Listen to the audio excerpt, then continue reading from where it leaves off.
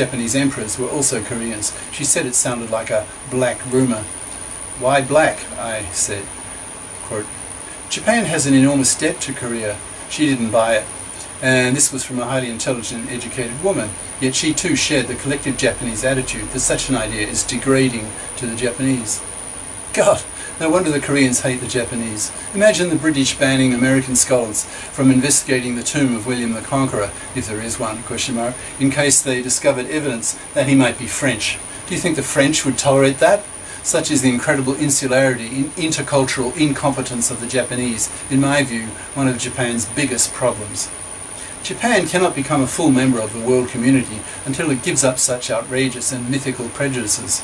Japan needs to wake up to modern science and acknowledge its pre-historical cultural roots. The Japanese should treat the Koreans with reverence because the Japanese are Koreans. They are the descendants of Koreans. Korea is Japan's mother country. This message needs to be taught to the Japanese public. It would help make the Japanese more cosmopolitan, more interculturally sophisticated, and would help induce a greater degree of war guilt, which is a prerequisite for Japan being forgiven and accepted by its Asian neighbours that were invaded by Japan in the 30s and 40s, in a future Asian economic and political bloc similar to the European Union, EU, or the North American Free Trade Agreement, NAFTA, once China goes democratic, and hopefully it will with the rise of its middle class. Emotional poverty. It's interesting watching Japanese sex on TV. Japan is less puritanical than the US, not having suffered the Catholic sexual repression of Europeans. The Catholic leadership decided many centuries ago to keep the financial wealth of the church within the church and not see it dispersed by inheritance to the wives of its priests. Hence marriage and sex for the priests of the Catholic Church were banned. This ban created enormous sexual hang-ups with the Catholic clergy, who transmitted their neuroses to their congregations. Japan hardly suffered from Catholicism before it was literally exterminated by the shoguns, but Japan is more puritanical than France or Germany.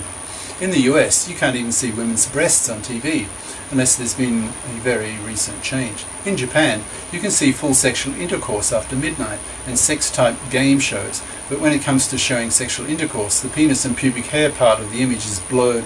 In France and Germany, nothing is censored. You see everything. However, oddly, Japan's tradition of publishing books for the public on sex techniques and advice for good sex is far less developed than in the West. Hence there is a general ignorance in the Japanese population concerning modern approaches to sexual bliss, which in turn means that the Japanese suffer from vanilla, that is, relatively dull, boring sex. Japan does, however, publish wonderful erotica books that are famous throughout the world, but such books, based on classic drawings that are centuries old, don't teach the Japanese public about modern sexual techniques. I know several Japanese well enough to talk about such things, and they tell me that it's not the custom in Japan to put such things in public, that is, in print. I've tried hunting down such books in major bookstores in big cities, and find only sex education books, that is, where do babies come from, type texts for school children, but that's not what I'm after. The result of this is that many Japanese hardly know about the G-spot, the cul-de-sac, female ejaculation, male prostate orgasms, Kegel exercises, multiple orgasms, ecstatic sex, and particularly the best of them all, continuous hour-long orgasm. The result of this is that Japanese women remain largely sexually passive, expecting the men to take all the initiatives, which is boring for men, and both sexes are ignorant on how to give each other continuous orgasms, which is now all the rage in the West. For those who don't know what I'm talking about, let me digress a bit here, because such knowledge can change lives and is terribly important. Such knowledge should be put on TV to increase a nation's GNH, gross national happiness. It's possible for men and women to have an orgasm that does not stop, that goes on for many minutes, giving the ultimate in human ecstasy. To get a woman to have a continuous orgasm, all you have to do is simultaneously finger her G-spot and clitoris, and maybe anus too, for many minutes, bombarding her with sensation. If she's not sexually inhibited, and usually if she loves her sexual partner and her vaginal muscles are well exercised, either from lots of orgasms or Kegel exercises, thus making them very sensitive to stimulus, she should come until a threshold is reached, after which she switches to continuous orgasm. These sensations are so strong that initially a woman will usually be afraid of the power of her own body. This fear can make her stop her man from stimulating her, but with practice she should get used to it and allow herself to climb to greater heights of sensation. A woman who routinely has continuous orgasm will worship sex and the man who gives it to her, and will want sex frequently, which is nice to the man as well, so long as he's not too fat, unfit and tired all the time.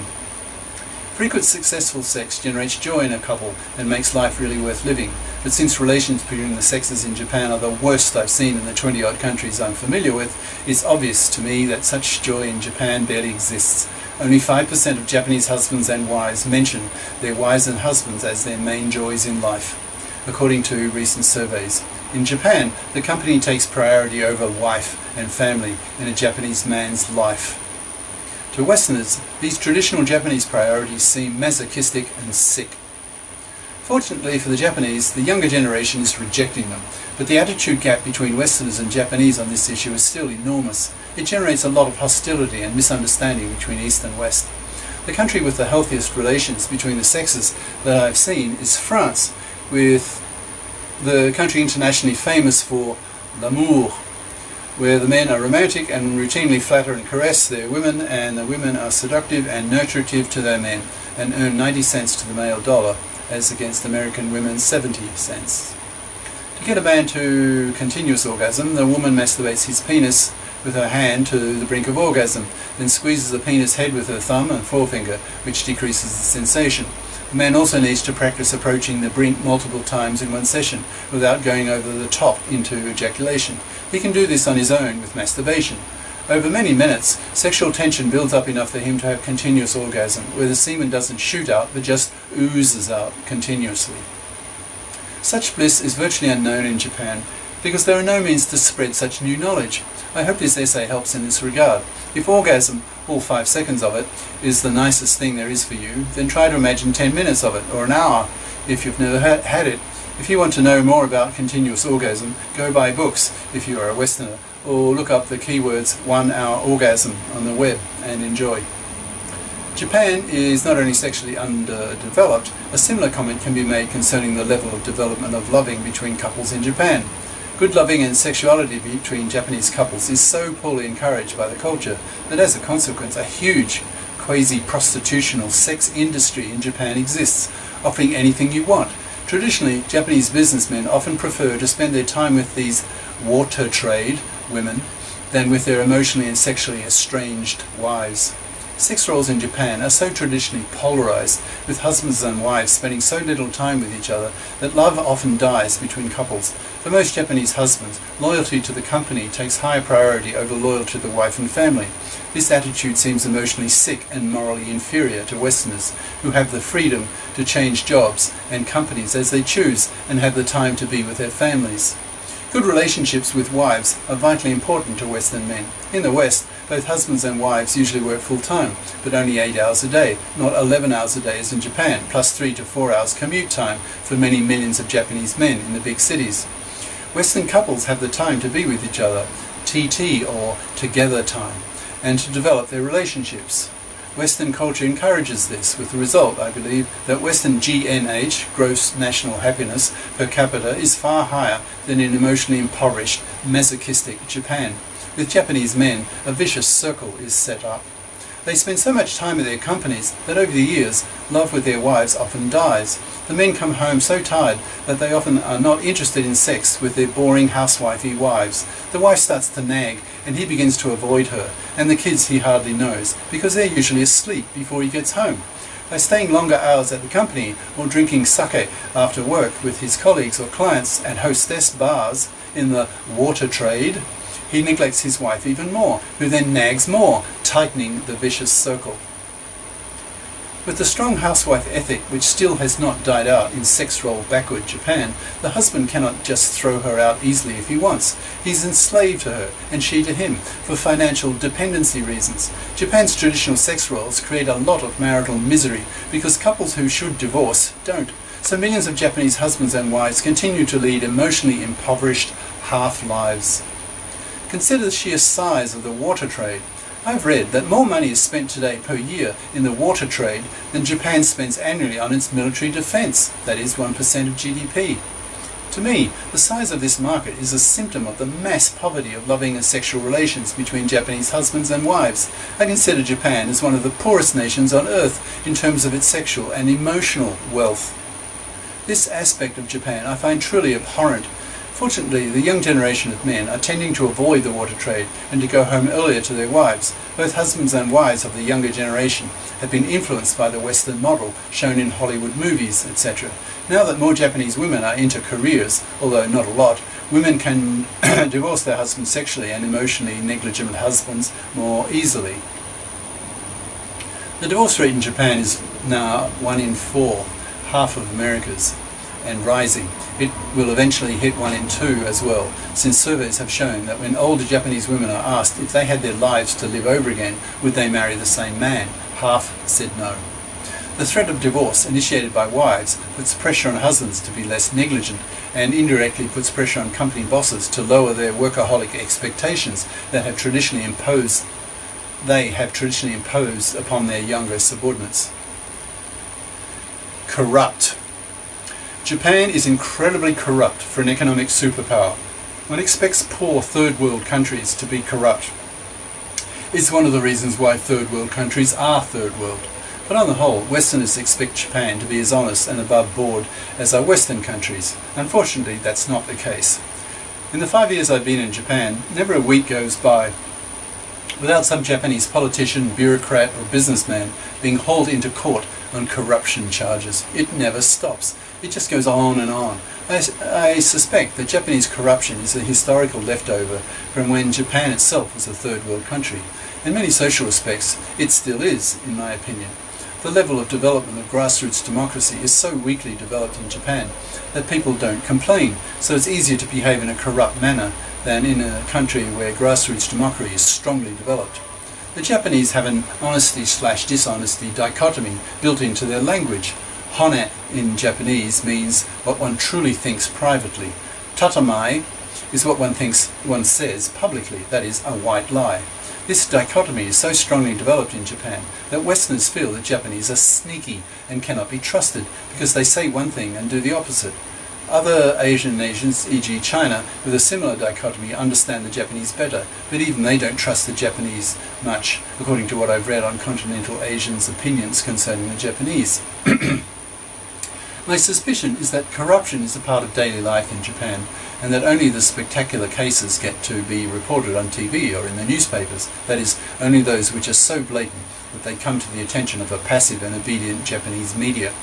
At least the top-level corruptors are regularly hauled off to jail, so at least that is to Japan's credit, but the fact that these cases just keep coming and coming and coming is boring and makes Westerners living in Japan feel that Japan is morally inferior to the West in this respect. Americans are much stricter this way and more likely to speak up if their bosses do something shady. In Europe, the level of corruption depends on which country you're talking about. The two worst are thought to be Italy and Belgium. I hope that if, Japan becomes more grassroots democratic, that the level of corruption will diminish a lot. Superiority myth. When I was living in Europe for 20 years as an Anglo-Saxon, married to a French-speaking Belgian woman, in the second half of that period, I found the chauvinism of the French insufferable. I don't mind arrogance per se, so long as it's justified, that is, backed up by facts. The Americans are unconsciously incredibly arrogant, but in their case they have a right to be so. The US is the planet's dominant culture, driving the rest of the world into, in brackets, American modernity. America wins nearly all the Nobel Prizes now. America is pioneering the information age. America makes the blockbuster movies. America sends men to the moon and satellites to the stars. America generates most of the popular music. America builds nuclear aircraft carriers. America keeps the world's peace. America, America, America.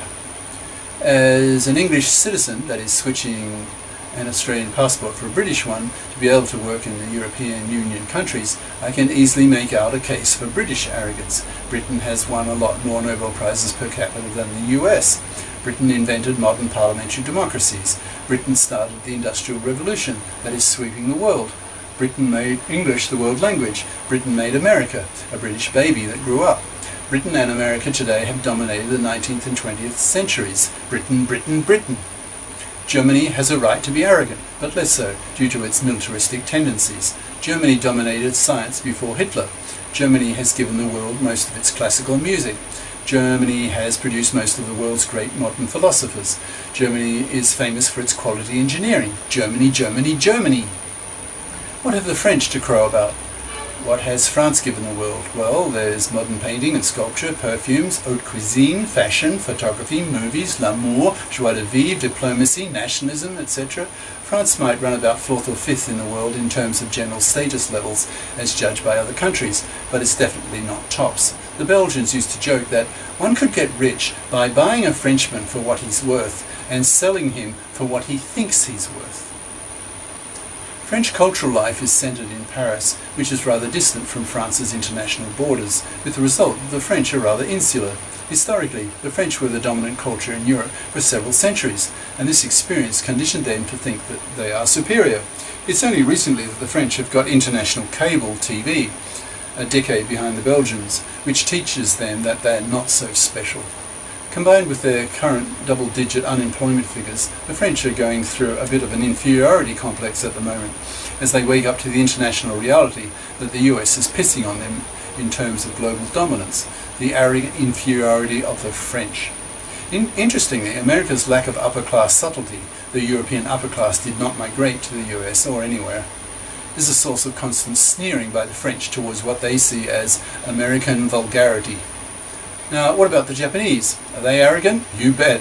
Many Japanese believe deeply, strongly that they are ichiban, meaning best, first, number one. As with the above nations, there's always an element of truth to each of these countries' claims to superiority. In the last few decades, the Japanese have skyrocketed in terms of their economic standard of living, an achievement that really counts for something in the modern world. But it's more than that. Japanese believe they are special, unique. There's a huge literature called Nihonjinron, which attempts to explain, often rationalize, why the Japanese are special or different or superior. Many countries like to think they are tops. It's flattering to believe such an idea. Unfortunately, or fortunately for Japan, there are no international land boundaries, so foreigners are not easily met who can provide a counter-ideology to the notion of Japanese superiority. Because of the incredibly homogeneous nature of the Japanese and the extreme insularity, living on an isolated island with huge cultural and linguistic barriers which act in both directions between Japanese and foreigners, plus the kanji, that is the Chinese writing system, barrier that frightens off Westerners, etc., Japanese almost never meet people who challenge their beliefs in Japanese superiority. Hence this belief is very powerful. It makes Japanese quite obnoxious when making international comparisons with them. They can be extremely closed-minded about this, having been educated, that is, indoctrinated all their lives that they, the Japanese, are the world's master race. It's like a religion to them, an article of faith, and one that rational argument has little impact on. There's no denying that Japan has a rich culture, but there's also no denying that most of it is due to foreign borrowing, plus a bit of local adaptation. Japan's social structure makes creativity very difficult due to a centuries-old, high-density, homogeneous population which generates incredible social pressure to conform to group norms in order to inhibit socially disturbing individualistic behavior. It's thought that Japan's Shinto religion, a primitive animalistic polytheism, came from Korea. Its Buddhism and Confucianism it got from China via Korea. Its style of government bureaucracy it copied from China. So too its writing system, that is a clumsy character-based system, instead of having the ingenuity to create a phonetic system which could be learned in 1/100th of the time. In the modern world, Japan has copied the Western powers unashamedly. Today, America is the country to be copied. In just about any country in the world except Japan, it's thought that a country which copies is considered to have less status than the country which is copied. Leader countries are respected, copier countries are not. Despite this, there are still far too many Japanese who believe they are tops. This irrational arrogance, this myth, I believe, may have played a role in Japan's decision to bomb Pearl Harbor. The planners of this raid reasoned that the fighting spirit of the Japanese was so superior to the flab and excess of America's culture that the Americans would not want to fight and thus leave Japan to keep its own colonies in the Asian sector. The Japanese hunger to colonize was derived from their desire to copy the dominant, that's European, powers of the time, who were busy colonizing Asia and Africa. It looks as though Japan has been parasitic throughout its history upon other cultures for its innovations. It seems rather incapable of inventing its own, with perhaps the exception of the Walkman and karaoke. Some of the more level-headed of these Japanese Pearl Harbor planners were worried about the industrial capacity of the US, but they were overruled. The result was that the Japanese took on a country with some 3 to 4 times its industrial productivity and double its population. That is a total of about 6 to 8 times Japan's total industrial capacity. No wonder Japan was smashed. America was so powerful at the time that it could crush Germany and Japan simultaneously, even with only half of its eligible men in the military. It was madness of the Japanese to declare war in the US. Japan was then bombed flat as a result, as was Germany. If the Japanese had not been so arrogant, so insular and ignorant of how other people think, they would have saved themselves a lot of suffering and the lives of 30 million continental Asians they murdered in the 30s and 40s. Actually, there is some evidence confirming the quality of the fighting spirit of the Japanese. It comes from what happened during the battle for Okinawa, an island within bombing distance of Japan that America critically wanted in order to bomb Japan with their B-29 bombers, in which Japan would defend to the last man to avoid being bombed. This Japanese fear was justified because shortly after Okinawa was captured by the Americans murdered 100,000 civilians in one night of firebombing on Tokyo. This number was greater than the number who died at the A-bombing, the atomic bombing, of either Hiroshima or Nagasaki. If the Americans had failed to detonate their nuclear bombs, there were plans to firebomb all the major cities in Japan. The kill ratio in Okinawa, that is the number of Japanese killed by Americans to the number of Americans killed by Japanese, was equal. This kill ratio, plus the fact that several million Japanese troops were based in Japan in the summer of 1945, and tens of millions of reservists as well, persuaded the Americans that it would be in everyone's interest to A-bomb the Japanese rather than invade Japan with street-to-street combat. Sir Winston Churchill estimated the casualties would be in the range of 1 million Americans and even more Japanese, who were desperately short of weapons due to America's successful naval blockade and bombing of Japanese factories. Even high school girls at the time were being trained to attack American troops with sharpened bamboo poles. So, to stop the war and minimize the number of deaths on both sides, President Truman decided to drop the bombs. The alternative was a land invasion of Japan by the Americans that was well planned, Operations Olympic and Coronet, in which the estimated number of American casualties would be about 1 million, with far more Japanese civilian deaths. So the bombs were dropped, resulting in less than 200,000 Japanese deaths and no American deaths. Japan surrendered unconditionally.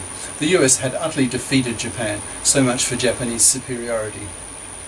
Japan has yet to go through the same learning of its own international inferiority as in France. There was a time in the 1950s when Japan truly admired the US, and that is still true today to some diminishing extent, due to America's defeat of Japan. But the younger generation of Japanese seems to have forgotten the war and have imbibed the age-old belief in Japanese superiority.